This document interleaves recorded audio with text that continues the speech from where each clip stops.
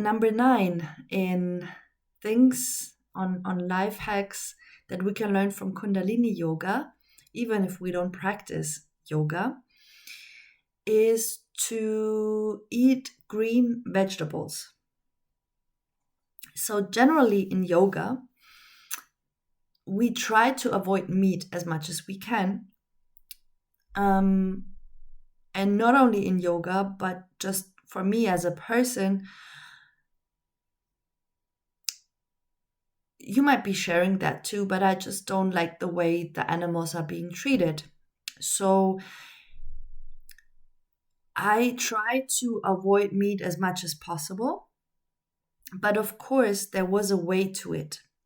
So what I did was I started years back when I did start, I started to involucrate a few recipes with no meat in it. So, for example, I had like 3 days per week where I would eat recipes without meat. And then I would have my normal meat structure again, because that would be the recipes that I would normally go to, that I don't need to think about it, that would just flow naturally because I'm used to it. But by actually focusing on 3 days a week, I challenged myself. I needed to do some research, and I did that on top of my daily tasks and so on. So I want you to be aware that whenever you change a routine, it is one thing to change the routine, and it can happen very quickly.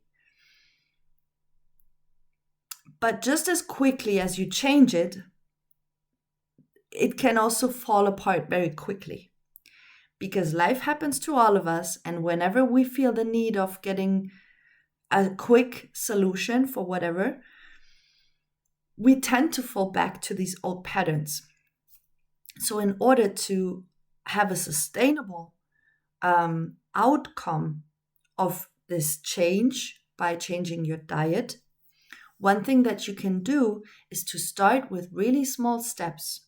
So find, for example, the days in your week where you feel comfortable doing research on new recipes, maybe finding out new supermarkets where you get some new other food, if they are, in case they're not available in your normal supermarkets, and really take the time just for those 3 days. But I will promise that if you do that without pushing yourself too hard, and still knowing that you can go back to eating meat day 4, 5, 6, 7, whatever, it will become easier for you to adjust. And so by now, for example, if I look back to the other days, to the old days, where in situations where I would, for example, eat 3 days without meat, now I would have like 1 or 2 days per month where I would eat meat. And sometimes not even that, just because right now, having that foundation, that sustainable foundation, I'm now in a position to do a quick meal with the things that I have here in my home, where I don't need to do the research, where I just know where to get herbs from. I know what to buy in order to maintain it also. So I have a lot of steps in the background that are working that I can rely upon in case I need a quick recipe, for example. And that takes time. So I'm telling you that not so much that you can compare. Comparison is never good. But really try to, if you want to compare, you can compare yourself to yesterday, and how you ate yesterday, and then look at today. And you can do small steps. And having a start with 2 or 3 days per week where you just don't eat meat can actually be a very good foundation. So that is in regards to the meats, to eating meat. However, what can also be a really great life hack is if you eat all sorts and kinds of green vegetables. So green vegetables, there is a high, in German it's called Chlorophyll. So it is the ingredient, or the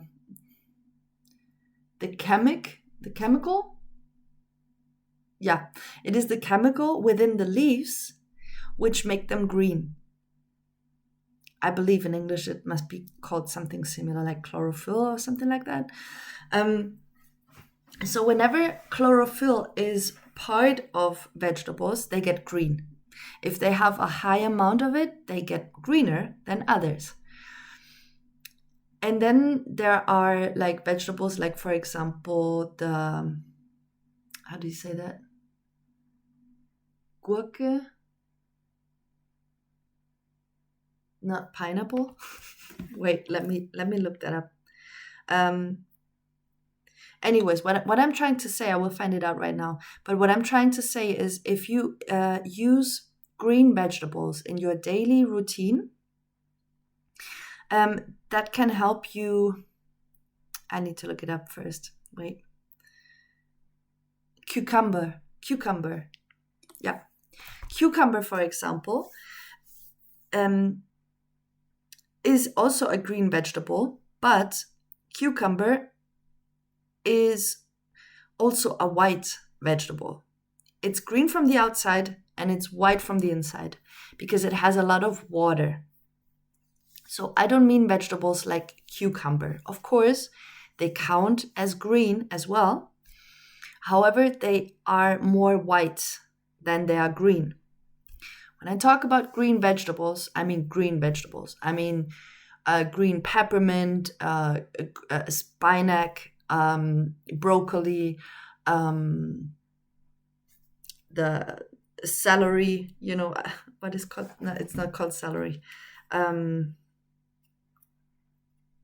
me look that up.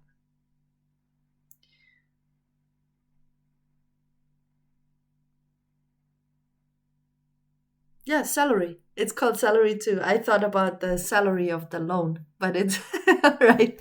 So the celery, for example, the green, you can buy it in the long ones, or you can buy a short one. Anyways, when I talk about green vegetables, I mean green vegetables. The greener, the better. Why? Because this chlorophyll that makes them green is something that cleans and detoxifies your body. So if and by just starting with really small steps and adding that on your daily routine, you can, for example, add a celery just as easy as a snack as, for example, nuts. You can carry it around, and it's just a very healthy snack for your body. And it helps to really cleanse and detoxify. What it also does is that it's bitter. So naturally, your body won't feel a great calling to those kind of things, to those kind of food, because it is bitter and it is not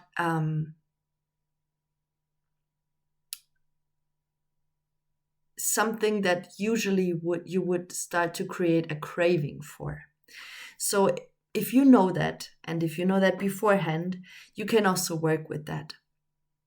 For example, for salads, you can use a specific a vinegar that might be a little bit more sweeter. There is, for example, vinegar with